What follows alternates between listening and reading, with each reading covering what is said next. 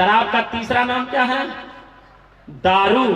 दारू का मतलब दा मतलब दाव पर और रू मतलब रूह। ये आत्मा जो परमात्मा के दाव पे लगना चाहिए, ये रूह जो ईश्वर के दाव पे लगना चाहिए, वो कहां लग गया? उस दारू में। कलयुग की दूसरी पहचान। किस घर में वंचित है? कोई ऐसा घर है जिस घर में किसी भी प्रकार का नशा नहीं आता? इसका मतलब सबके घर में कलिकाल प्रवेश कर गया है, प्रवेश कर गया। कलयुग राजा परीक्षित के घर में भी प्रवेश किया, लेकिन वो विवेकवान पुरुष थे।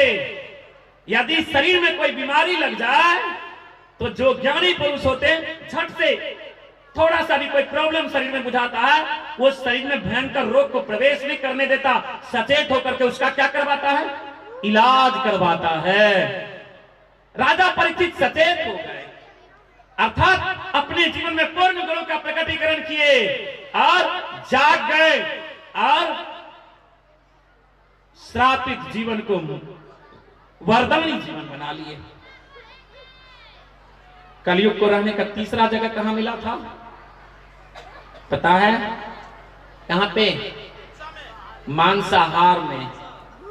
आज जब बड़े बड़े घर जाइएगा ना, किसी के घर, हम लोग अक्सर लोगों के घर घुसते हैं, जाते हैं, अचानक जब उसके पीछे जाने का कहीं मौका लग गया ना, बाथरूम वगैरह पीछे कई जगह बना रहता, तो उसका कुछ बर्तन साइड में रहता रखा हुआ।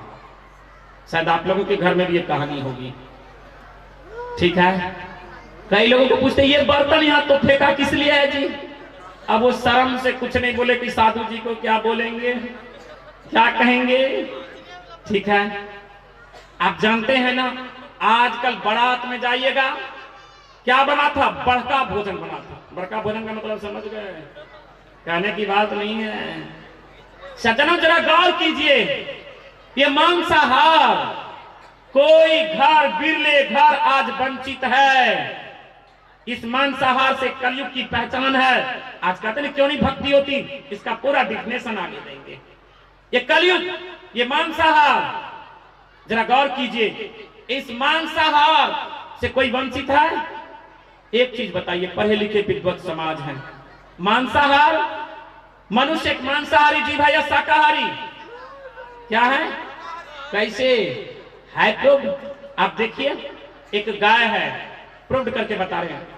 गाय है, एक भैंस है, बिल और बकरी है। ये तीनों क्या है? क्या है तीनों? शाकाहारी जीव है कि नहीं है? और कुत्ता, बिल्ली, शेर क्या है? मांसाहारी। गाय, भैंस, बकरी का बच्चा जब जन्म लेता है, उसकी आंखें तुरंत खुलती की बाद में? तुरंत। मनुष्य के बच्चे का आंख तुरंत खुलती की बाद में? तुरंत। गाय, भैंस, बकरी के बच्चे देखिएगा, जब पानी पीते कैसे पीते हैं? ओठ सटा के। और कुत्ता, बिल्ली, शेर, चीता जब पानी पीते कैसे पीते हैं? जीवा से। मनुष्य कैसे पानी पीता है? ओठ सटा के। किस श्रेणी में गया? किस श्रेणी में गया? शाकाहारी की श्रेणी में जन्म लिया, शाकाहारी की श्रेणी में। मांसाहारी जीव जो भी हैं, दो ऊपर नुकीले दांत, दो नीचे नुकीले दांत, जिससे कच्चे मांस के लोथरे को नोच नोच करके खाते हैं। शाकाहारी जीव के सब दांत चिपटा होते हैं। यदि बायोलॉजी के स्टूडेंट हैं आप लोग बैठे हुए, तो मांसाहारी जीव जो भी हैं उसके सिंगल आंत होते हैं, और शाकाहारी जीव जो भी हैं उसके कितने आंत होते हैं? डबल आंत होते हैं। शाकाहारी के मांस पचता नहीं, अपितु सड़ता है। इसलिए शेर, चीता एक बार शिकार करते हैं, 15 दिनों तक भोजन नहीं करते। आप एक चीज बताइए, भगवान जो है मनुष्य के लिए सैकड़ों आइटम बनाए, 100 आइटम है व्यंजन। भगवान कृष्ण का जब गोवर्धन पूजा करते हैं, किस चीज का भोग लगाते हैं? किस चीज का भोग लगाते हैं? 56 भोग में कोई चिकन फ्राई लगता कभी, मुर्गा अंडा लगता कभी नहीं, शुद्ध सात्विक आहार लगाते हैं। कई लोग कहते हैं मांसाहार के सेवन से शक्ति मिलती है। आज स्कूल में भी बच्चे को क्या दिया जाता है? अंडा। गौर कीजिए, जिस दिन से वो सरस्वती रूपी विद्यालय में वो विद्यालय किसका स्थान है? माता सरस्वती का।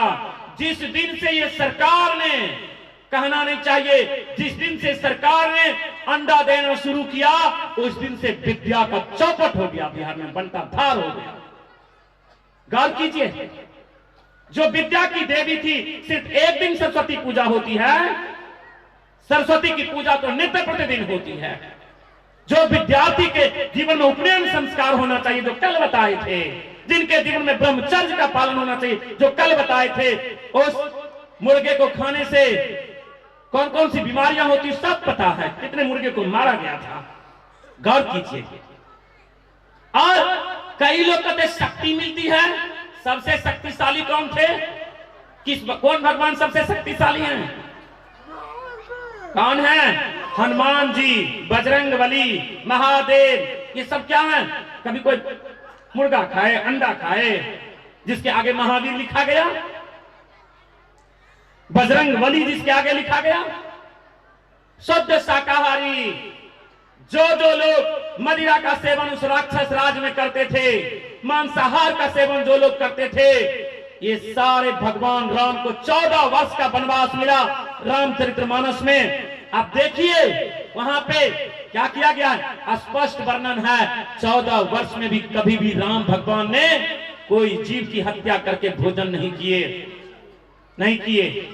गौर कीजिए।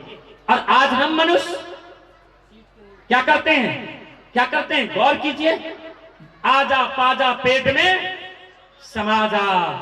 कबीरदास जी कहते हैं, देखा रे देखा भाई, 4 सुअर को देखा, एक सुअर मछली को देखा जो जल की करे सफाई, एक सुअर को देखा जो नाली की करे सफाई, एक सुअर मुर्गे को देखा जो कूड़े की करे सफाई, एक सुअर आपके जैसे इंसान को देखा जो सबकी करे सफाई। जरा गौर करना प्रभु भक्तों, ये मनुष्य के लिए नहीं बना, ये मनुष्य के अंदर भगवान है, ईश्वर है, वो परमात्मा है। वो ईश्वर उस परमात्मा से जब तक आप नहीं मिलेंगे, उस सत्य से जब तक आप नहीं जुड़ेंगे, आपको कैसे पता चलेगा उसके सत्यता का? अंदर में कौन चीज है? भगवान है।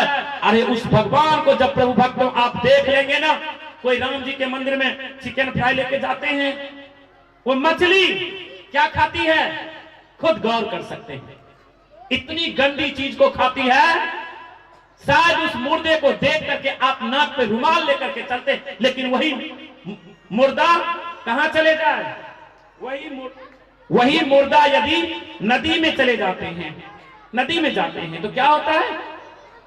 उसको सारी मछलियां खा जाती है, सभी जीव जंतु वो खाते हैं, और उसको एक इंसान खाते हैं। कितना दुर्भाग्य है। परमात्मा अनार, सेब, संतरा, किशमिश 100 आइटम मनुष्य के लिए बनाए, देखिए। और हम जीव आज समझने को तैयार नहीं। ये समझना पड़ेगा प्रत्येक नर नारी को। ये मनुष्य का जीवन कहां है? भगवान बसे हैं अंतर्घट हृदय में, लेकिन अज्ञानता है, हम उसे जानते नहीं हैं। इसलिए जानिए, नहीं तो ये कलयुग का चक्र है, कलयुग का प्रहार है, और ये आपको अंदाजा लगा सकते कहां पे लेके जा सकता है। तीसरा चीज क्या है? आपको पता होना चाहिए। चौथे जगह कहां मिला रहने का? पढ़ाई स्त्री के संग, पर नारी के संग। आज गौर कीजिए, जब इंसान नशा का सेवन करता है, जब इंसान मांसाहार का सेवन करता है, जब इंसान जुआ खेलता है, नशा करता है, मांसाहार का सेवन करता है, नशा जब चढ़ता है, तो आप जो देख रहे हैं इतना जो रेपिस्ट बढ़ रहे हैं, इसके अंदर काम जागृत होता है, वासना जागृत होती है। नशा करेंगे, मांसाहार करेंगे, जो जीव जंतु का आप मांस का, तो वो भी कई लोग वासनात्मक के शिकार होते हैं, और वैसा जैसा खावे अन्न वैसा होवे मन। आज यदि आप सर्वे करके देखेंगे, सबसे ज्यादा रेप करने वाले, बलात्कार करने वाले, गलत काम को करने वाले, पराई स्त्रियों पे नजर रखने वाले कौन हैं? ये जो शाकाहारी नहीं बल्कि मांसाहारी व्यक्ति हैं, शराबी व्यक्ति हैं, नशेड़ी व्यक्ति हैं, उन्हीं का ध्यान। सज्जना, स्वामी विवेकानंद जी जब विदेश गए थे तो उनसे किसी ने पूछा था कि आप के राज में नारी का इतना सम्मान क्यों? मालूम है विवेकानंद जी क्या बोले थे? कहा, तेरे राज्य में, तेरे देश में, तेरे मुल्क में क्या होता है, अपनी पत्नी के साथ, अपने परिवार के साथ दूसरों को भी गलत दृष्टि से देखता है, लेकिन भारत की संस्कृति ऐसी है जो अपनी मां बहन को छोड़ करके दूसरों के साथ, वो कहा था कि गलत दृष्टि से देखते हो। लेकिन विवेकानंद जी बोले कि भारत की संस्कृति ऐसी है कि भारत में जो ऋषि मुनि आदि संतान थे, उनके जो वंशज थे, वो अपने परिवार, अपनी पत्नी को पत्नी के नजर से देखते थे, बाद बाकी जितने भी नारी हैं, स्त्री हैं, बहन है, माँ है, सबको माता और बहन की नजर से देखते थे। इसलिए भारत को माँ की संज्ञा दी गई। सज्जनों, ये देश बसता है हमारे देश में।